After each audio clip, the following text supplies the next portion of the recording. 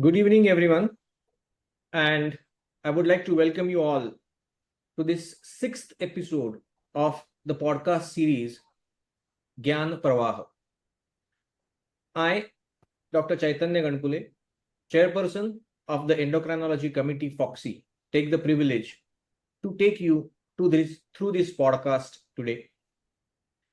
This is the brainchild of our beloved President, Dr. Sunita Tandulwadkar. She is innovative and always comes up with such an great ideas that is always inspiring for all of us. Let me ask Dr. Sunita Tandulwadkar, madam, to address our august audience. Over to you, madam. Good evening, everyone. And Dr. Vinodji, namaskar, namaste. And thank you so much for accepting our invitation. And I'm so thankful to Chaitanya that he chose the faculty and the topic he chose. It will be one of the best podcasts, I'm very sure. Friends who are listening to, I just want all of you to understand the amount of efforts my committee chairpersons are taking to come out with the brilliant broadcast every day 8 p.m. So I humbly request you all, whatever you are doing, driving, anything, just keep this podcast on as if it is the Foxy newsletter today for you. And I'm sure every day you will have different topics, different faculty. They may be academician, they may be spiritual, they may be political, they may be from any other social backgrounds. So it will be wonderful. Believe me, I myself is learning a lot. For example, yesterday, Dr. Mishra ji, who became the dean when he is just 25, 26, was shocking to me. When we are doing a post-graduation, entering into this field of education was really a lot to learn from every faculty. So be there and let's have Chaitanya introducing us about Dr. Vinodji first, and the podcast will start. Back to you, Chaitanya. Thank you, Dr. Sunita, madam, for those kind words.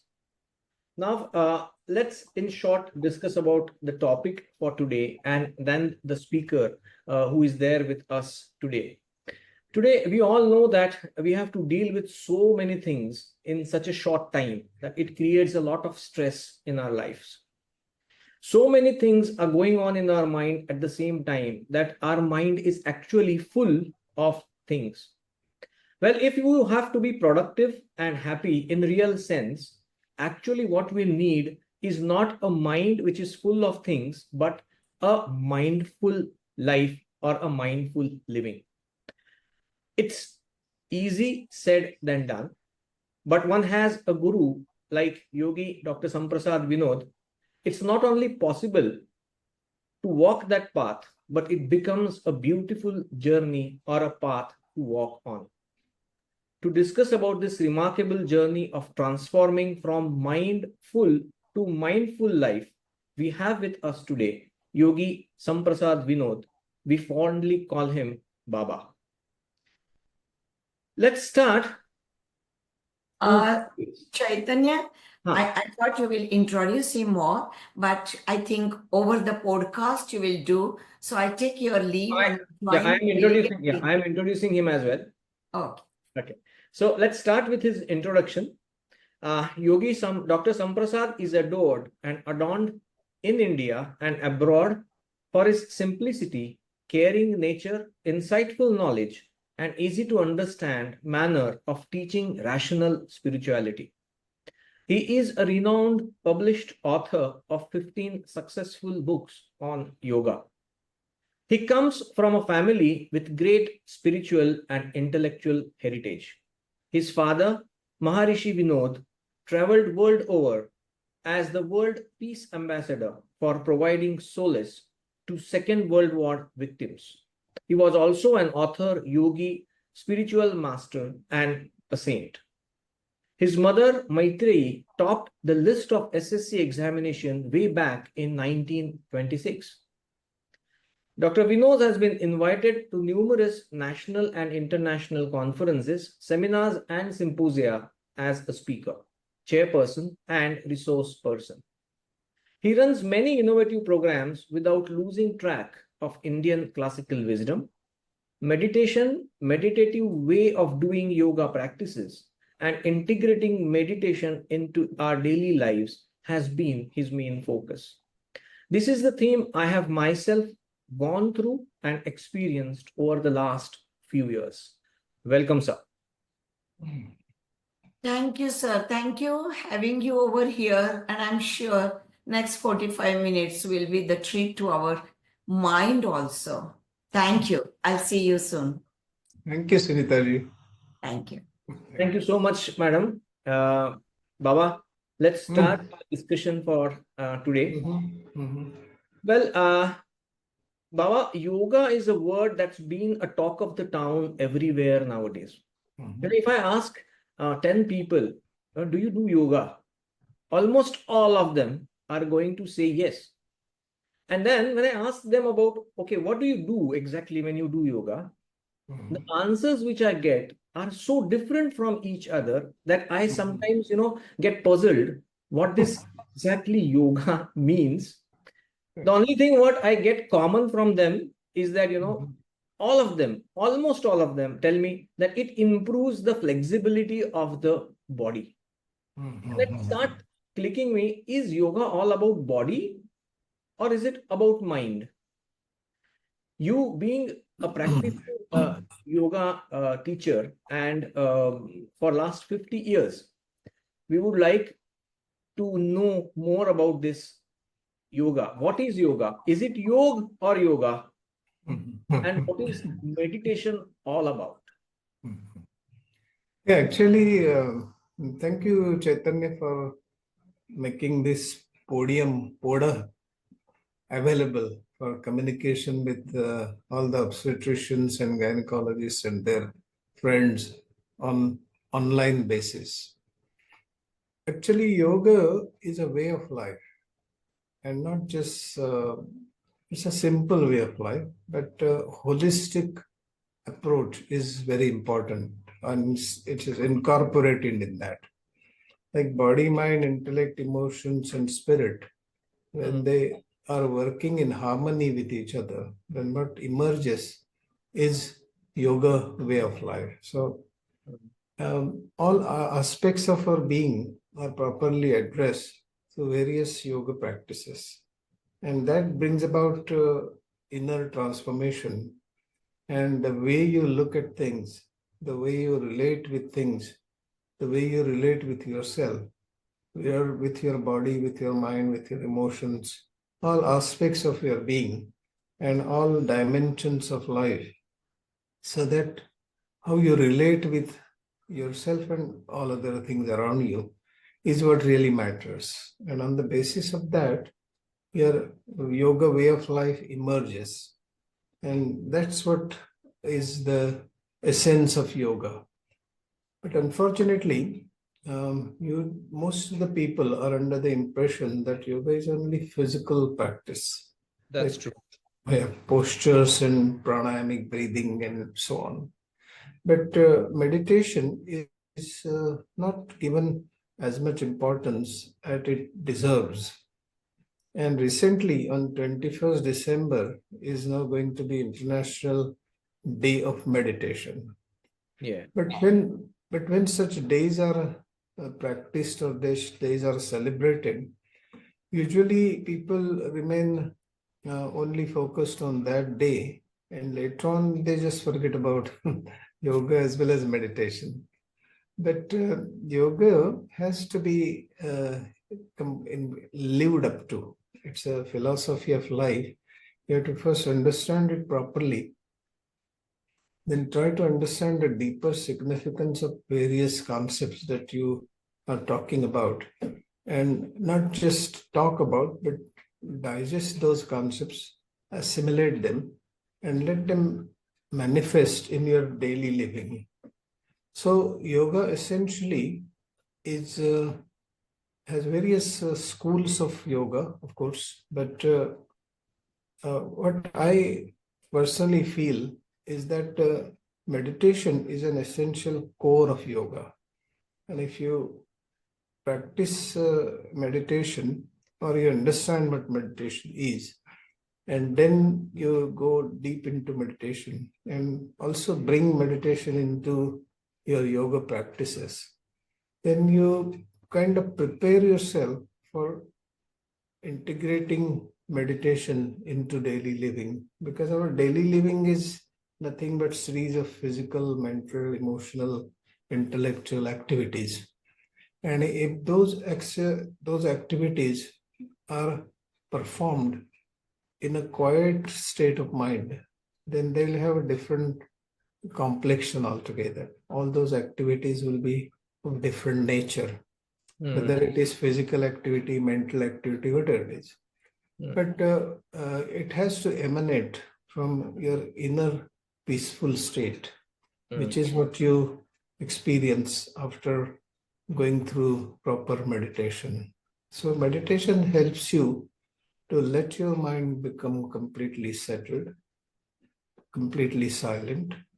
And I'm using the term letting your mind become silent and not making your mind silent. Because That's if what you you keep on telling me a couple of times. and usually people tend to fight with body, and they try hard to make their body flexible and mind free of thoughts. And it takes quite some time for your body to become flexible. But more than that, or along with that, what is important is mental flexibility. If your mind is flexible, then you're adaptable, adjustable, and you can accommodate yourself with any situation and handle the situation or steer your way out of troubles in much peaceful manner. And as you rightly mentioned in the beginning, that we are in the modern times, we are surrounded by problems and problems and problems all the time, with various kinds of problems. So nobody is free of problems and nobody is free of stress. Everybody is going through the same state of being, and they're facing innumerable problems. So what is important is to prepare yourself to meet the challenges of life, daily challenges. And for that, you need this approach, this theme, meditation, meditative way of doing things, doing the yoga practices, and integrating meditation in daily living, so that with meditation, you experience the silence of mind, and you learn how to maintain that silent mind while doing yoga postures, and then take it into daily living. So it becomes a rational approach, and not very easy, but you have to be doing it daily. Daily doing is very important, because that helps you get that concept inculcated and imbibed and settled inside you, so that it starts manifesting in a natural and spontaneous manner. So basically, yoga and meditation is not just about physical actions or activities, but it is also something to do with your mind. Right. And the concept behind doing this yoga or meditation needs to be understood. So while someone is teaching this yoga or meditation, that person should also be teaching what the concept is, why you should be doing it, and the purpose behind all this, isn't it? And as you said, that it has to be practiced daily and it has to be integrated into our daily lives. I mean, that's the only way you can let it happen rather than make it happen. Well, I have been learning yoga and meditation from you for some time now. And what I have experienced is there is a remarkable change in myself when it comes to, a situation. So quite a few times I used to react than to respond. Well, it's very easy. There are quite a few books or podcasts or articles which have been published regarding you should be responsive and not reactive. Mhm. But no one teaches us how to do it. And that's exactly what I think I learned when I started practicing this yoga and meditation, because I got the concept behind this yoga and meditation. Mhm. Yeah, usually we are very much in hurry to react to any situation, Right. because whatever happens, everybody is coming impulsively saying something about it or doing something about it. But actually, if you take a pause, ठहराव जिसको बोलते हैं हिंदी में, कि थोड़े ठहर गया और उसको एहसास किया कि क्या हो रहा है, उसको जरा समझ लिया, और वो समझने के बाद उसके बारे में क्या करना है इस पर गौर किया और वो करने लगे, तो वो अच्छा होता है. But most of the time people impulsively tend to react to a situation or a thought or an emotion, and they get themselves into trouble, because reactions tend to create problems.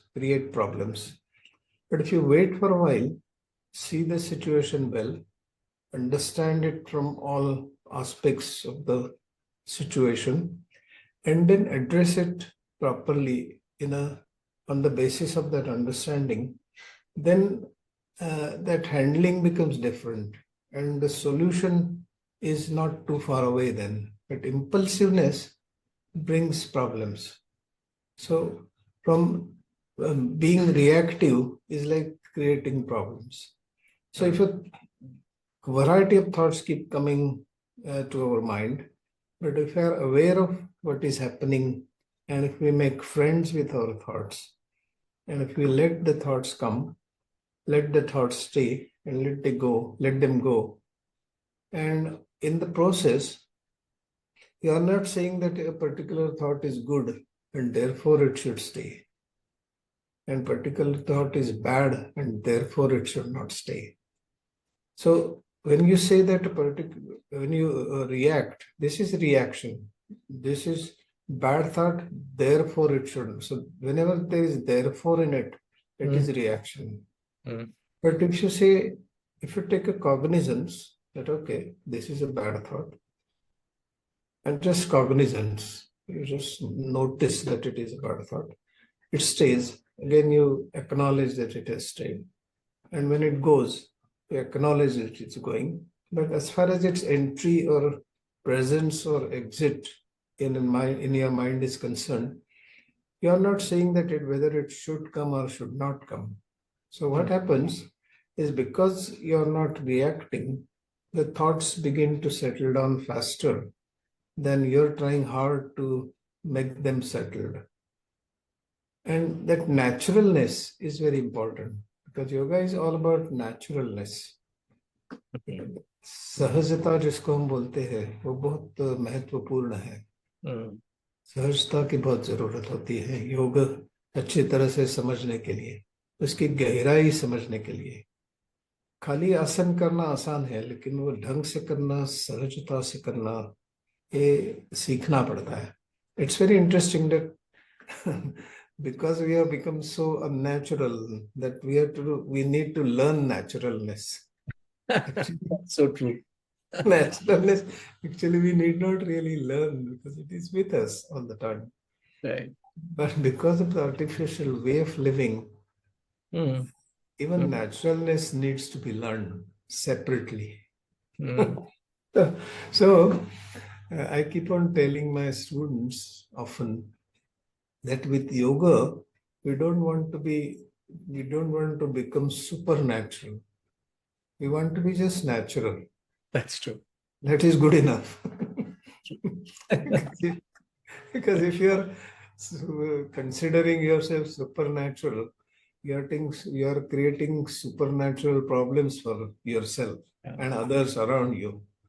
Because that's what you keep on telling us while we are practicing yoga, that don't do don't exert yourself or don't Yeah, put right. extra efforts to get that flexibility or get that Yeah, movement right. yeah, right.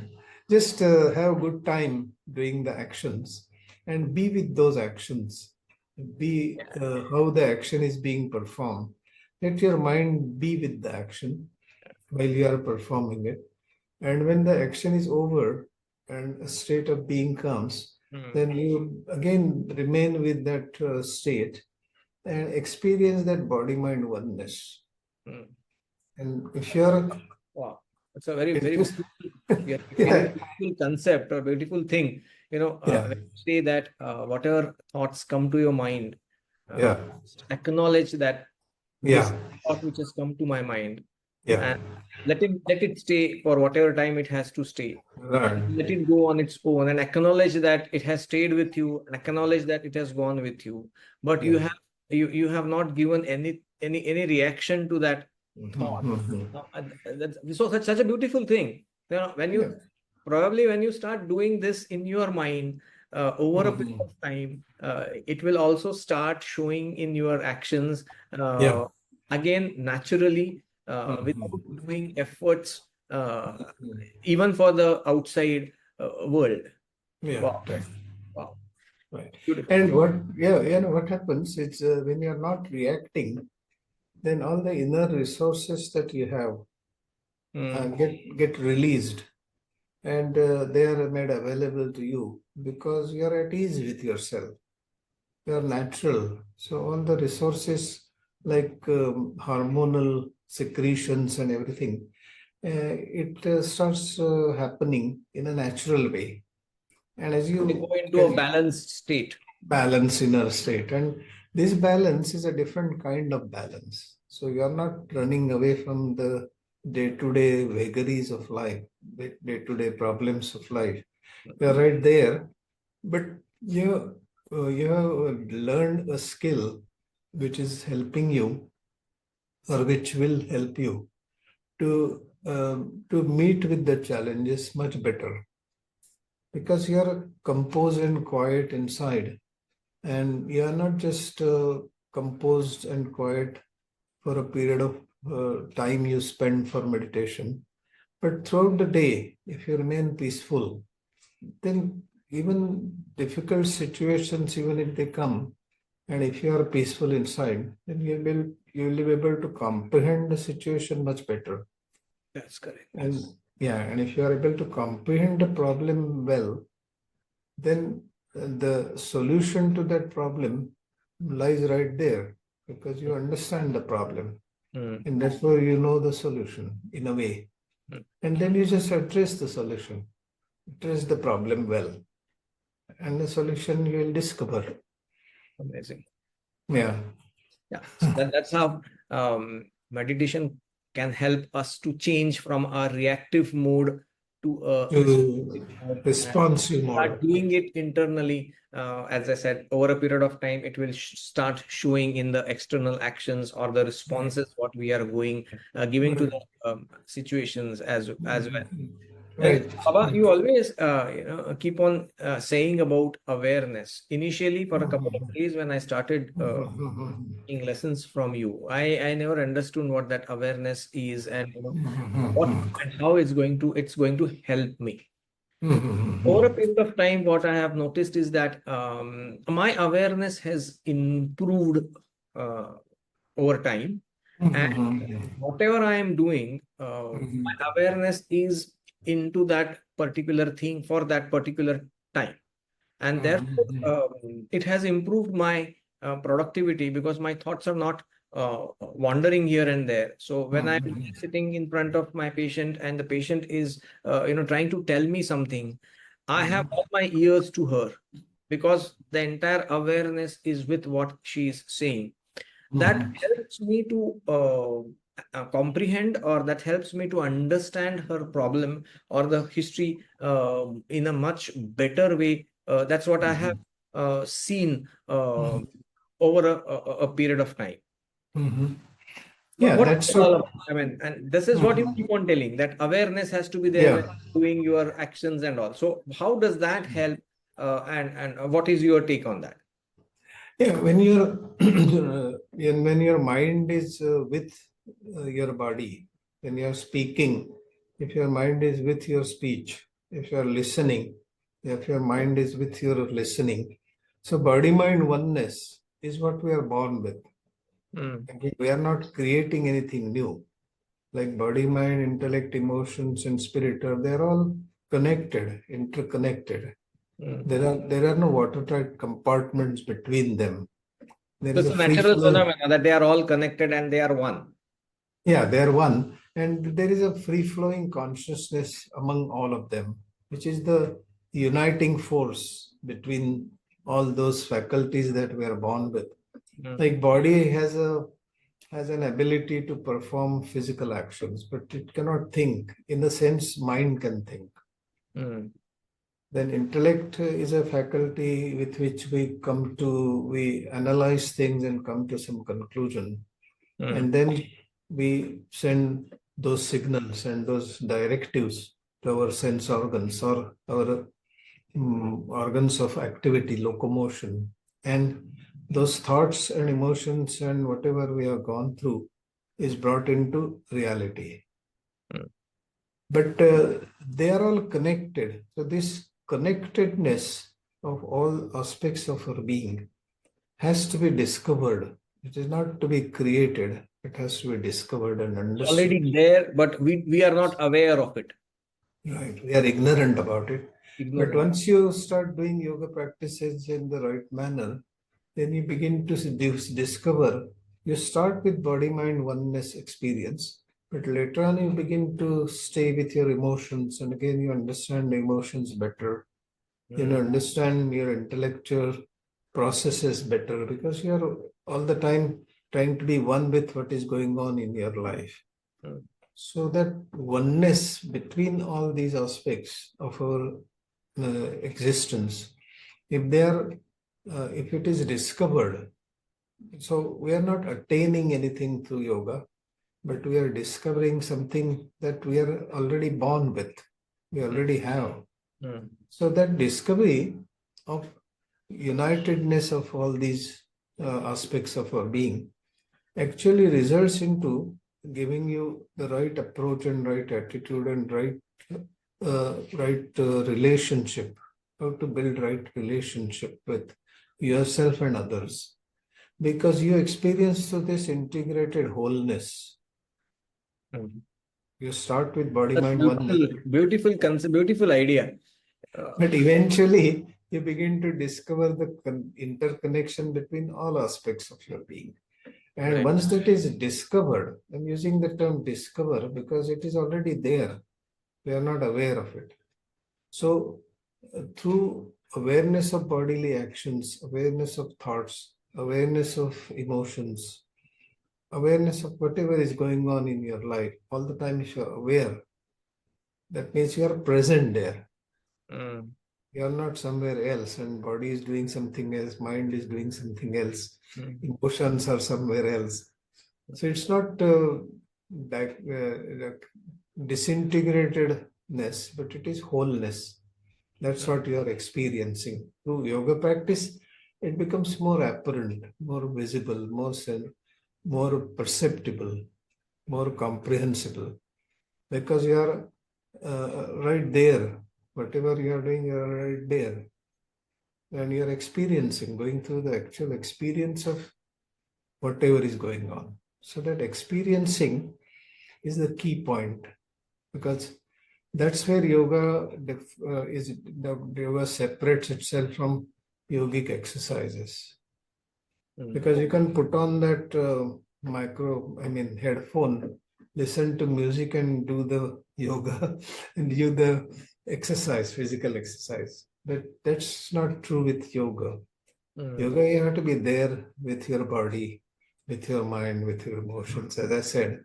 mm, And if you're friendly and playful with your body as well as mind, then you develop a good rapport with body as well as mind and emotions and whatever is happening inside you and around you. If you relate with it well, then you understand it better. And friendliness and playfulness are the most fundamental features that keep you away from stress. Because whatever you're going through, suppose mind is filled with thoughts which are not really relevant or not really essential, but still they are coming all the time. And if you're friendly, and friendly means you're trying to understand what's the basis of those thoughts. If you're in the process of discovering what is lying behind those thoughts, which has triggered that thought, then you begin to understand yourself better. If you understand yourself better, I mean, at shall we say, limited self level, that means which is governed by your I-ness or ego. Yeah. So that's our one aspect. And there's another aspect of our being, which is governed by our true self, or the Atman within us, or the energy principle, all pervasive universal energy principle, a portion of which resides in us. If we are aware of both aspects of our being, one is changing and one is not changing, and if we are able to see the relationship between them, understand the relationship between our changing self and non-changing self or eternal self, then that is like bringing two different dimensions together and uniting them together. And wherever there is union, there is yoga. Wow. So that's it. It's a huge topic, come to think of it. I know. So just we have been saying that we should have this silence of mind, or have a calm mind. But I always have this question in mind, that can silence of mind go hand in hand with our work related thoughts? I think it can go, because silent mind is not like losing ability to think. In fact, when you experience profound silence of mind, then it is like providing profound rest to your mind. And when it is rested, it gets refreshed and rejuvenated. And that would help you handle things at mental level much better, because mind is rested and rejuvenated. So it will serve the purpose better. Okay. You have been teaching Swananda Sahayoga Sadhana for several years now. Yeah. That concept, what you have proposed and built that entire concept of Swananda Sahayoga Sadhana. Can you explain that concept to us, and how does that help us in our day-to-day practice, and what are the benefits of? Yeah, it's a very profound concept. It essentially means that you are happy with yourself and within yourself. That means Swananda. That is Swananda. Happy with yourself and within yourself. Within yourself. That's a very, very big concept. And when you are really happy with yourself and within yourself, and you experience that profound happiness, then the natural consequence of that state is that you strongly feel like sharing it with others, not teaching others, sharing it with others. And that sharing of happiness is Sahayoga. And both together is Swanand Sahayog Sadhana.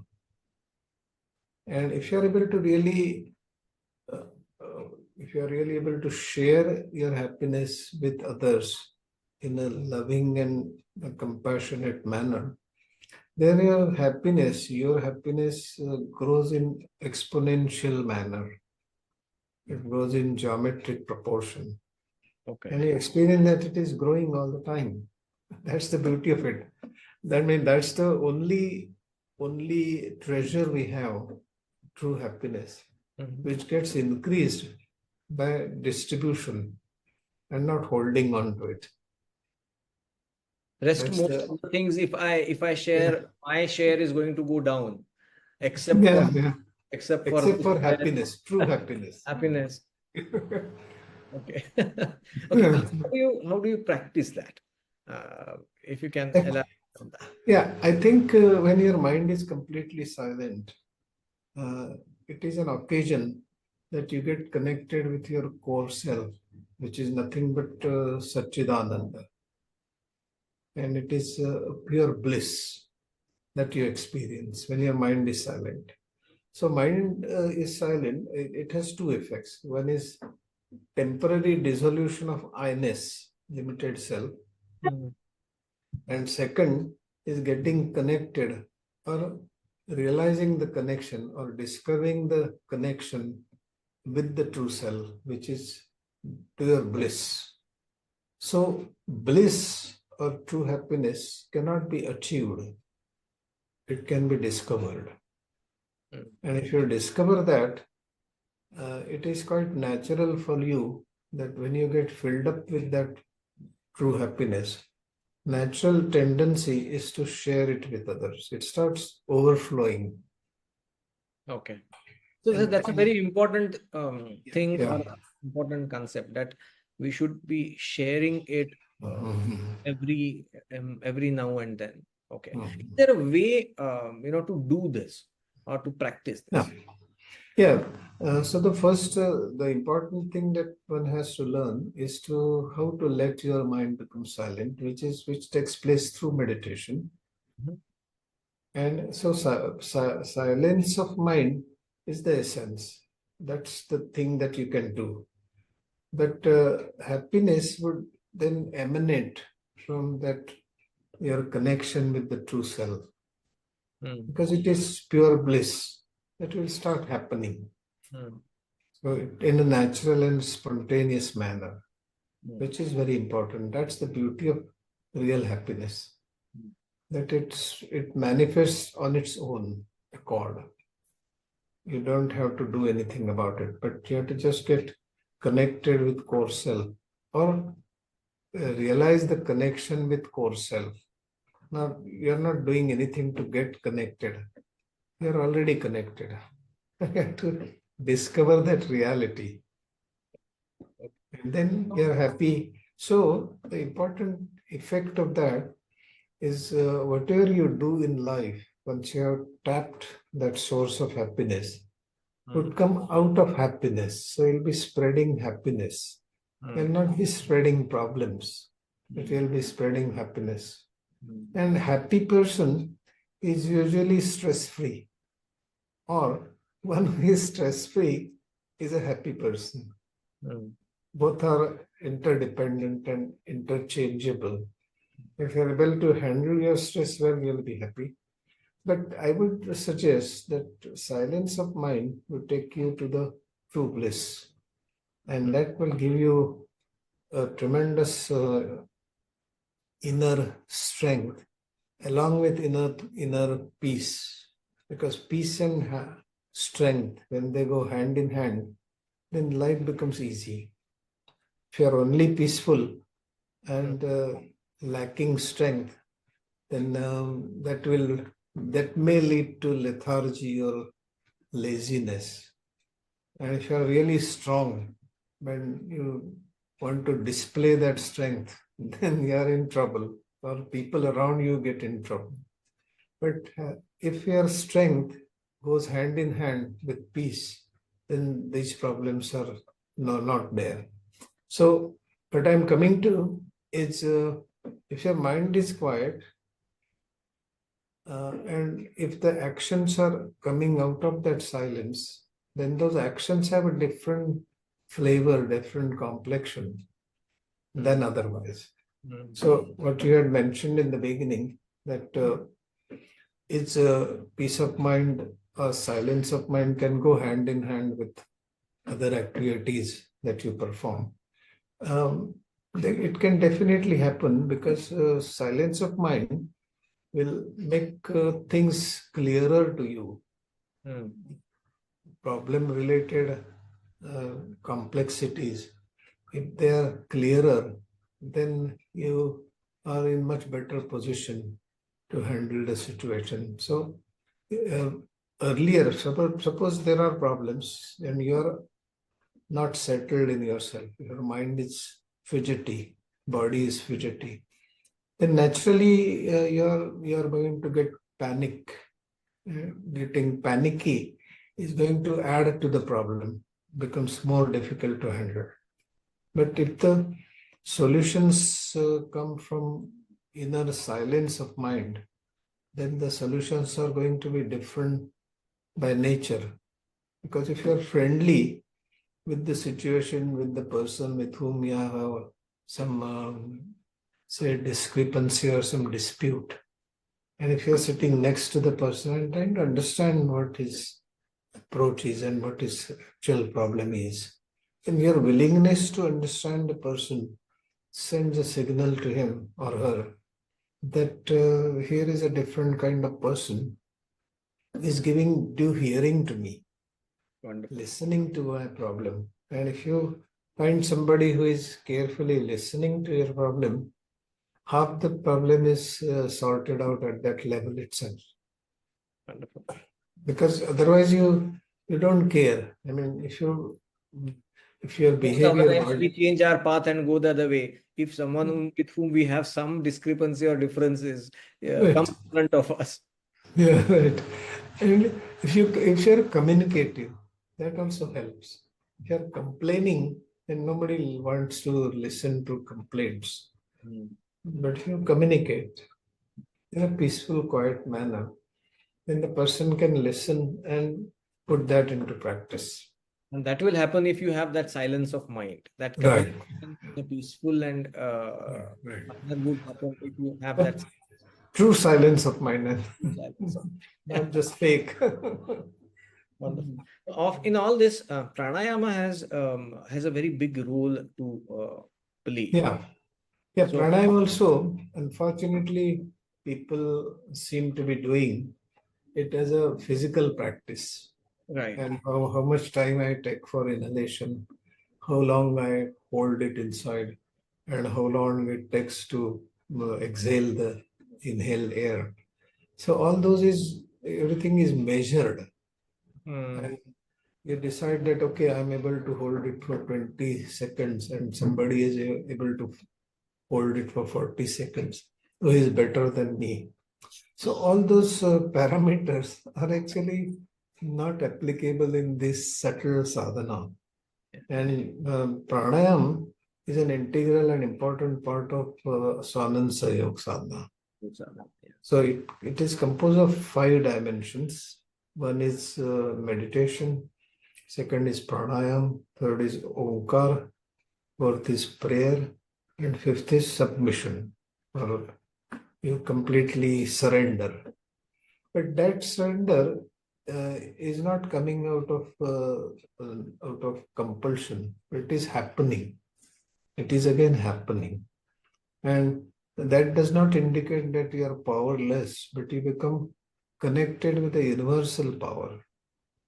The small I, capital I, your I-ness gets dissolved and you are reborn as universal consciousness. So that's far better than staying with that small I all the time. So, but this is to be viewed as experiential understanding more than just verbal communication. Yeah. So you're talking about yoga in such a beautiful manner because you have experienced something. So experiential dimension is important. So in pranayam, actually Bhagavan Patanjali, the guru of all gurus in yoga, says that tatakshiyate prakashavaranam. Means what's the effect of pranayam? It removes the veil of ignorance from your mind. And that is not given due justice to. This is a very profound concept. But people are caught up in just measurements. Measurements, an improvement in your pulmonary capacity and all those features, volume, then that is going to happen. But that is like a byproduct. The real thing is removal of the veil of ignorance. That's a very Shriyate. important, yeah, that's a very Yes. important thing that is lost or is not understood properly when majority of us are practicing yoga, practicing pranayam. As you rightly said, most of us, Mhm. feel or think that it's to improve the physical capacity or flexibility, or as you rightly said, even when you are doing a pranayam, you are doing it more physically than Yeah, right. than than than doing it for what you just said. Yeah, physical part of pranayam or dimension of pranayam is not to be completely overlooked. I'm not saying that. I'm saying that you have to be, while doing the pranayam practice or yoga posture practice, you have to keep in mind principles that are governing principles Mm, for that particular aspect of yoga. mm, And those governing principles are, I mean, the most essential governing principle of yoga is effortless ease or kaivalya. So that's what you have to keep in mind, whether you are doing asana or pranayam or, you know, other practices, pratyahara, dharana, dhyan, samadhi. It has to be natural and spontaneous. As I said, that naturalness, you have to learn to be natural. That's absurd, but it is so.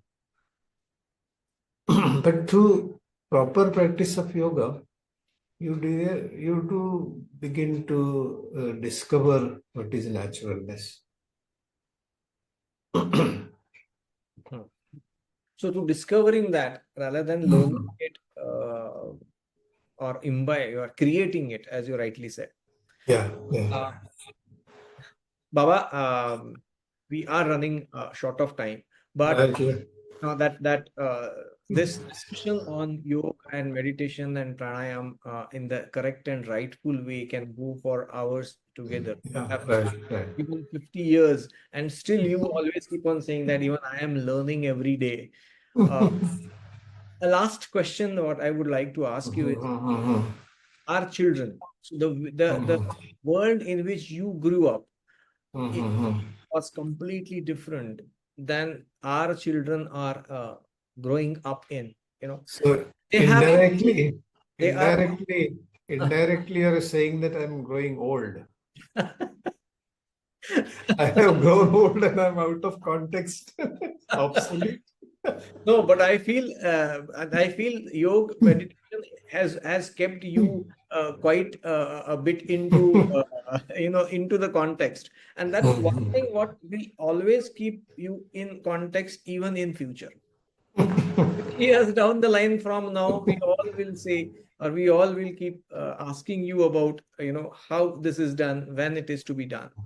But for this youth, the challenges which they are going to Yeah, face yeah, will yeah. be different than what we faced and than what you faced. So, I think, yeah, how, I how think, what will you advise them, to keep that stress levels low, keep them away from these health issues like, diabetes and hypertension and other things. Does this help to reduce the health issues as well, and what is your advice to them? I think the earlier, as I said, that if you make friends with your body, if you make friends with your mind, and make friends with your emotions and everything, and making friends means trying to understand what it is. Mm, Each and every thought, you try to understand what is the basis of that thought. What has happened in the past that has resulted into a thought that is that keeps on coming all the time, or related thoughts are coming. But if you are friendly and if you begin to understand and discover the truth behind those thoughts, similarly, truth behind the emotions, just being friendly with them, that should help a lot. Because that's what I have been doing. And I mm, have been sharing with others who learn from me that make friends with everything. make friends with, and be playful. Don't Such a take things profound too, thought. don't take things too seriously. You have to be sincere, but not serious. Sincerity means you're completely engrossed and you're doing justice to what you're doing at hand. But not you're not casual. You're not. But if you're Ignorant. sincere, ignorant. But if you're sincere, very much involved in it, very much interested, very much engrossed, but you're not serious, then you'll be facing less stress. So for that to happen, as you would agree, because you have a good academic career and also you're doing well in your practice too, that you enjoyed your studies and therefore marks came as a byproduct of that study. So if these boys and girls, if they start enjoying their studies, Mm, mm. I mean, Not for the sake of getting marks, uh, but to understand the subject and yeah. okay. म्हणजे अगर ज्ञान हो जाता है अच्छी तरह से तो फिर कॉन्फिडेंस तो अपने आप आ जाएगा और रिजल्ट्स भी अच्छे आएंगे ही उसके लिए बहुत सारे कुछ बाकी चीजें करने की जरूरत नहीं रहेगी Mm, mm, because you are interested, you're deeply interested in gathering and understanding the subject well. That's the crux of academic success. And if you're academically successful, then everything will start falling into place. mm, Or those who are not much interested in academics, if they know themselves well, if they know their limits as well as abilities, and if they stay within their limits, then also they will not create stress for themselves. mm. So, my advice or suggestion, I would rather use the term suggestion because advice also carries that that I'm teaching something.